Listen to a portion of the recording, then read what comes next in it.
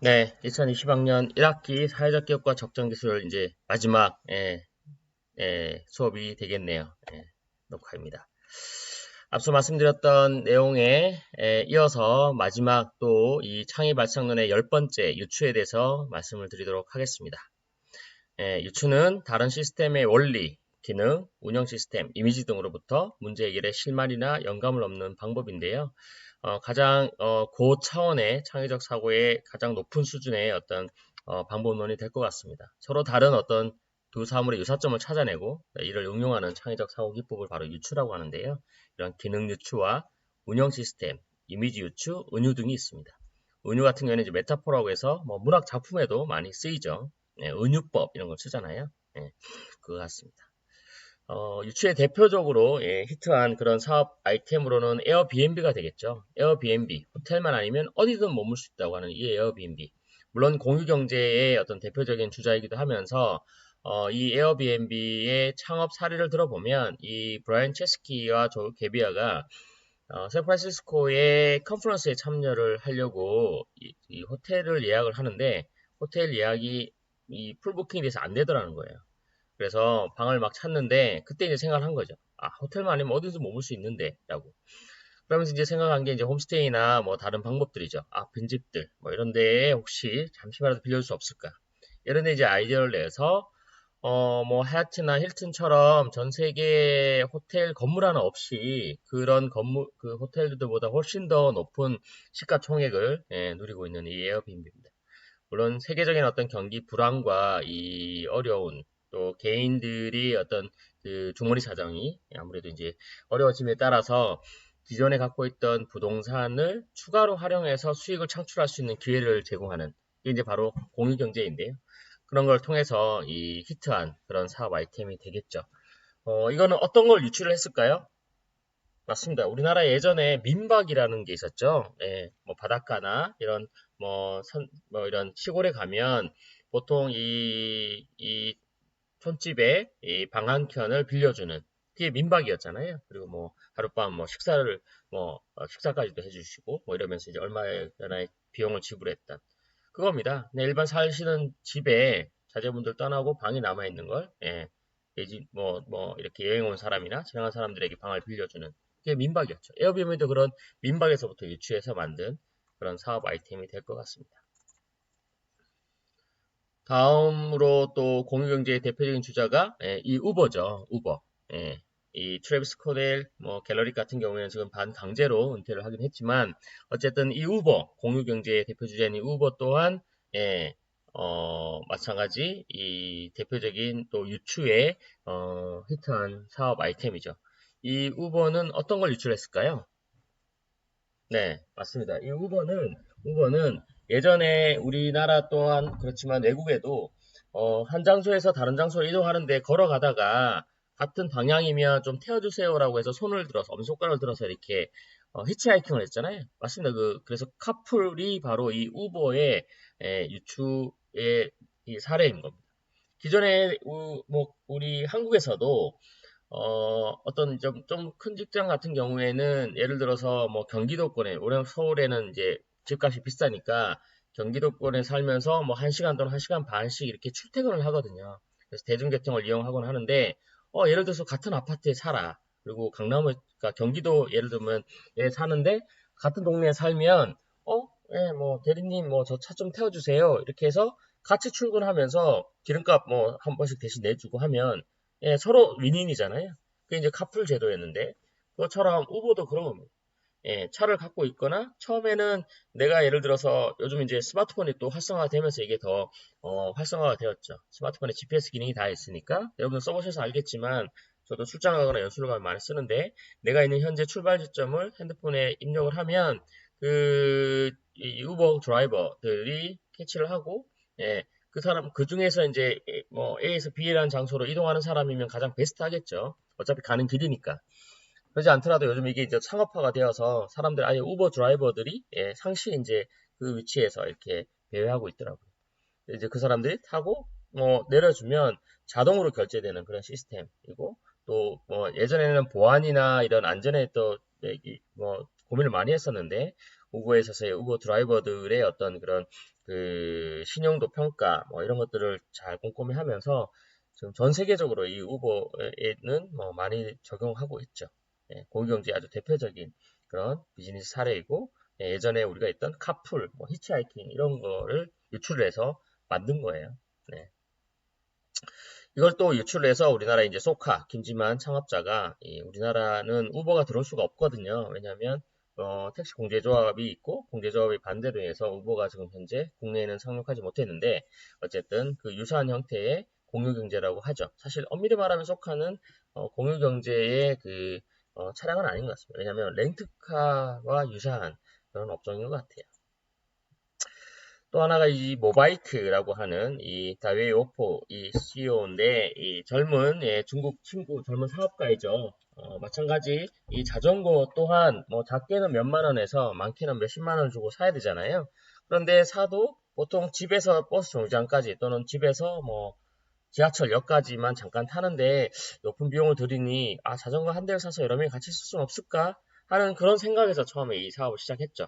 그래서 엄청나게 히트를 했습니다. 그리고 뭐 미국에 이 M&A 되기도 했고요. 그래서 중국 내에서도 뭐 북경이나 이런 대도시 상하이 이런 데에 이 모바이크를 상용화를 했는데요. 제가 다른 나라의 이런 공유경제 사례들을 많이 참조해서 보면서 한 가지 든 생각은 시민의식, 문화의식이 상당히 중요하다라는 생각이 들더라고요. 중국을 터부시하는 건 아니지만 어쨌든 중국 내 이 모바이크에 다뤄온 안 좋은 이 폐단들이 많이 나오기 시작합니다. 자전거를 타고 집 안까지 갖다 놓고 주차를 한다던가 뭐 잠깐 타면서 타고 난 다음에 마지막에 뭐 거의 부시는다던가 던져 놓는다던가 이러면 이 폐 자전거가 엄청나게 쏟아지고 있다고 해요. 하지만 앞서 설명드렸던 이런 뭐 우버라든지 뭐 에어비앤비 또 이 모바이크에 유사한 게 또 샌프란시스코에 있거든요. 뭐 이런 부분들은 잘 운영이 되고 있는 것 같습니다. 그래서 그런 걸 보면 이 공유 경제가 잘 성공을 하려면 어느 그 나라의 어떤 문화의식 또 시민의식이 어느 정도 성숙되어 있는지를 보고 또 창업을 해야 될 것 같습니다.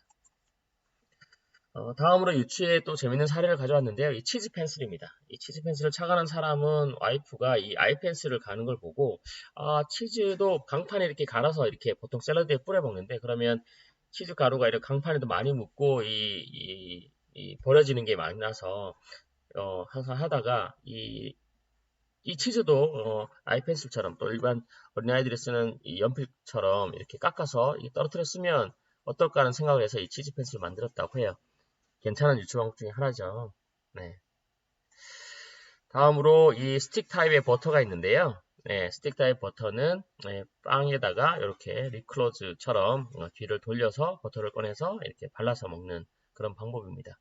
기존에 이제 버터를 쓰려면 아무래도 뭐 버터 칼도 있어야 되고 버터 통도 있어야 되고 불편함이 있는데 이렇게 있으면 간단하게 빵과 이 버터 스틱만 있으면 간단하게 이렇게 빵에 버터를 발라 먹을 수 있는 그런 좋은 사례가 또 될 것 같습니다. 이 글로스틱의 기능에 유치해서 만든 거고요. 여기는 어딜까요? 슈퍼마켓의 진열대이죠. 이 슈퍼마켓의 진열대 시스템은 어떠냐면, 상품들을 1차적으로 진열을 해놓고요. 사람들이, 뭘 한두 개는 아니겠죠. 몇 개, 이 소량을 진열해놓고 난 다음에 그 진열대가 비면 주기적으로 보충을 하죠. 이거에 착안을 해서, 엄청난 생산 시스템의 혁신을 갖고 온 데가 있습니다.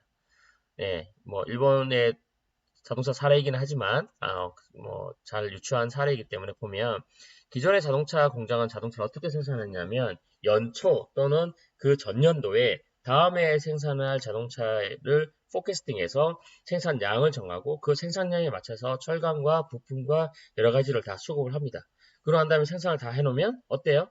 인간이 신이 나는 이상 그 생산량을 다 맞출 수는 없겠죠. 예. 그래서 항상 재고가 남고 그 재고는 또 이 해가 바뀌어 버리면 그 전년 그 생산한 제품이 새 차인데도 불구하고 구식이 되어 버리는 거죠.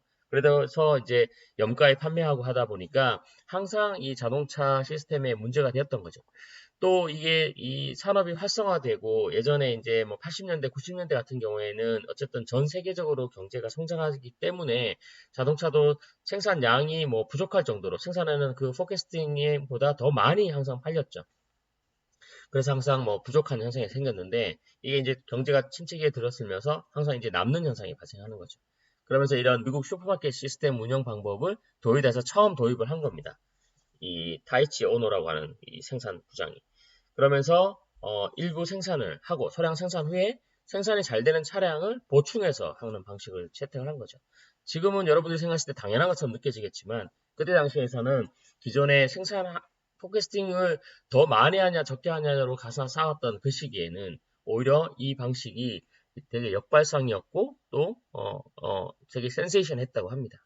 그래서 이 도요타의 프로덕트 시스템도 슈퍼마켓 운영 시스템에서 유추해서 갖고 온 그런 시스템입니다. 여기는 어디죠? 베이커리죠. 이 베이커리를 유치해서 만든 대표적인 성공 사례가 바로 이 삼진 어묵입니다. 어묵이라고 하면 어떻죠? 항상 예전에는 이 삼진 어묵이나 뭐 부산 어묵 이런 게 나오기 전에는 항상 재래시장에서 뭐 고기의 부산물로 어류의 부산물로 만들었다라는 그런 인식, 뭐 밀가루를 많이 섞었다 뭐 이런 인식 때문에 항상 염가에 판매가 되고 좀 터부시였던 그런 식품 중에 하나였죠. 그래서 이 삼진 어묵의 2세제 특강도 들었는데, 처음에 이 베이커리를 갔을 때 너무 부럽더래요. 왜 우리 어묵은 저렇게 베이커리처럼 고급지고 우아하고 격조 있게 사람들이 구매하지 않을까, 사지 않을까. 뭐 이렇게 이제 고민을 하다가, 그럼 우리가 이 어묵 베이커리 한번 만들어 보자. 뭐 이렇게 해서 처음에는 많은 시행착오도 있었다고 합니다. 하지만 지금은 잘 장착을 해서 요즘 뭐 KTX 역사나 이번 공항 이런 데서도 이 삼진 어묵, 어묵 베이커리가 제과점 방식으로 운영되고 있는 걸 보았습니다. 그만큼 또 신선도라든지 이런 것들 많이 잘 관리하고 유지해야겠죠. 이게 또 이 베이커리를 유치해서 만든 성공 사례이고요. 또 하나가 이 사진에서 보는 것과 같이 사냥인데, 사냥은 이 깎아지른 절벽, 조금만의 이런 어떤 이 틈만 있어도 잘 밟고 이렇게 올라갑니다. 신기하게도. 그래서 이 사냥의 발을 보면 어떻게 되냐면 겉은 되게 딱딱하고요. 사냥의 발톱은 되게 딱딱하고 그 안은 되게 소프트합니다. 그래서 이런 조그만 팁만 있어도 그 발톱의 딱딱한 끝으로 딛고 갈 수가 있고 또 이 비탈진 데는 소프트한 그 발바닥으로 잘 이렇게 붙잡기 때문에 이런 등산이나 이런 산악을 잘 오를 수 있다고 해요. 그래서 이 사냥의 발을 착안해서 만든 게 바로 맞습니다. 산악화입니다. 산악화, 등산화. 등산화도 그렇거든요. 딱딱한 거 안에는 또 소프트한 그런 것 때문에 이렇게 잘 등산하고 미끄러지지 않도록 그렇게 만든 또 사냥의 발에서 유추해서 만든 그런 또 사례입니다. 이렇게 자연에서 유추해서 만든 제품들도 시중에는 꽤 있고 송관 사례들이 많은데요. 우리가 대표적인 사례를 또 하나 더 들면 이게 뭐냐면 상어의 치상돌기 모양입니다.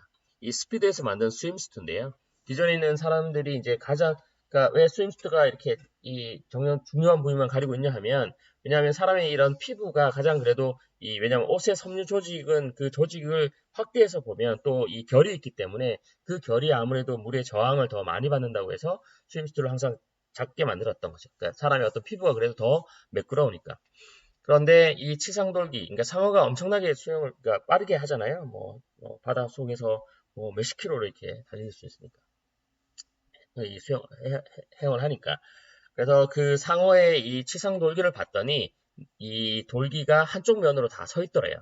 그래서 그 사이사이에 물을 지나가면서 오히려 이 스피드 있게 나갈 수 있었던 거죠. 그래서 이 스피드의 스윙스트가 전신 수트를 만드는 겁니다. 그리고 난 다음에 인간이 이 그러니까 100m 의 수영에 있어서의 세계 기록을 깨지 못한 9분 몇 초인가를 깨지 못했었는데 이 스피드의 전신 스윙스트를 입고 그 나온 수영 선수가 그 세계 월드 레코드를 갱신했다고 해요. 그것처럼 이렇게 또 자연에서 이런 상어의 치상돌기를 유출을 해서 이 스윙스트를 만든 그런 사례이고요. 요건 뭐죠? 이건 독고마리입니다. 독고마리. 독고마리 씨앗은 이 생존을 위해서 좀 더 멀리 이렇게 퍼뜨리고 많이 퍼뜨려야 되기 때문에 동물이나 사람 이런 옷이나 피부에 이렇게 잠깐 붙었다가 또 쉽게 떨어져야 또 바닥에 이렇게 씨앗이 떨어져서 이렇게 싹이 트니까. 그래서 이 독고마리 씨앗 끝에 보면 이렇게 갈기 모양으로 되어 있는데 이게 쉽게 이렇게 동물 털이나 사람의 옷에 붙었다가 쉽게 또 이렇게 툭 털면 떨어질 수 있는 그런 큰 힘을 들이지 않고 떨어뜨릴 수 있는 그런 방법이에요. 이걸 착안해서 만든 게 뭘까요? 맞습니다. 찍찍입니다. 벨크로스. 우리 보통 가방이나 옷에 이렇게 찍 해서 이렇게 많이 사용하잖아요. 그걸 바로 이 또 자연에서 유추해서 만든 또 그런 개발된 제품입니다. 이처럼 해서 또 창의 발상론 10개, 10가지 유추까지 우리가 다 살펴봤는데요.